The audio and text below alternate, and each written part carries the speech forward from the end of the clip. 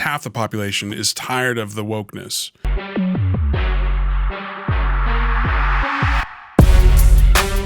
Winning Time, the cast is I great. pay him way too much. Hyperrealism is insane.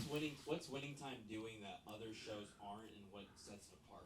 Oh, look at him Oh, a voice from the sky over there. asks a good question. Winning Time, in my opinion, what it is doing that no other show has done is it's saying, screw your rules. Yeah. We're going to make whatever we want. It's going to be entertaining, and we're going to fill it with A-listers Yes. from the top to bottom. So not only that is, I think there's this and I've seen some headlines against like Disney right now. There's at least half the population is tired of the wokeness. And I think Winning Time, because it's a period piece, you know, and we're not talking about something from the 1800s. It's already a diverse cast. It's already a diverse, and they're real people. So it's not like you're gonna like, oh, You're not inventing drama. You're just telling a story. You're telling a story, but you're not replacing like the owner with a female, or Magic Johnson with like a white person, or a white person with a black.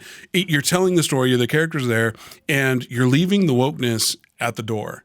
And because I think a lot of people, and by wokeness, I mean, I think everybody should live together and be in harmony and all lovey-dovey, but when it's force-fed people's down throats. To try to make it seem away. Well, here's what I'll say. Going back to the Eternals, like, But I mean, for me, I just thought it was, it was refreshing. Sorry to interrupt. It was refreshing to see something that could have been like a story from like 20 years ago. Not a story, but like filmed 20 years ago.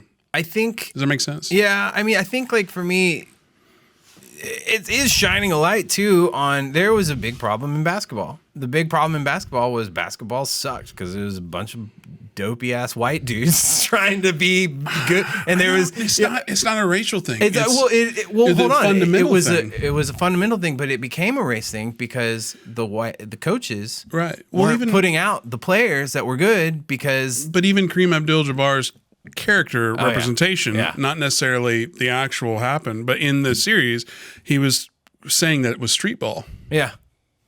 He didn't think it. He also saw it as like a lower It's form. not professional, but it is beneath him. But then when Showtime, this group of Lakers is. Yeah.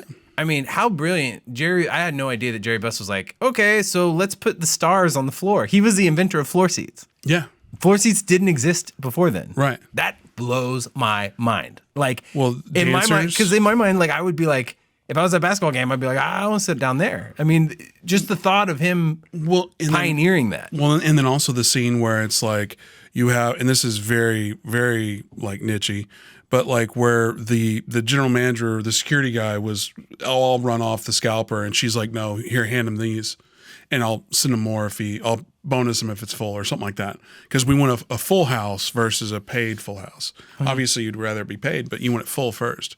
Also, what was crazy to me was like the Forum Club was the Studio 54 of the West Coast. No idea. No idea. Yeah. Well, in my mind, what's really funny, because I, again, know nothing about basketball. Or the Lakers or that era. Was a separate thing from... It's in a stadium? Yeah, I had no idea that it was in the Forum. Like you go to like American Airlines Center or any of these stadiums that have restaurants and have like bars in them. You're like, oh, that's a really good idea. Mm-hmm. Yeah, Jerry Buss had it 30 years ago. 40. Yeah. Well, what's crazy to me about Winning Time is it does shed some light on the fact that basketball was just not cool until the Lakers made it cool. But it also, it really was specific to the Lakers and that style of play because as we're learning now in the show, I think we're 7 episodes in. So like Larry Bird is now coming into the show as a recurring character. Right. In the 80s, Larry Bird and Magic Johnson had this great rivalry. He played for the Celtics. He played for the Lakers. The Celtics were kind of seen as, this is not the case now probably, but Boston was seen as like the place where the Lakers did not want to go because they were just racist. And mean. I saw, and then again, this goes back to the power of the video, the power of the content. Like if you make it interesting enough, it makes people want to research more, makes it a Wikipedia wormhole or whatever, rabbit hole.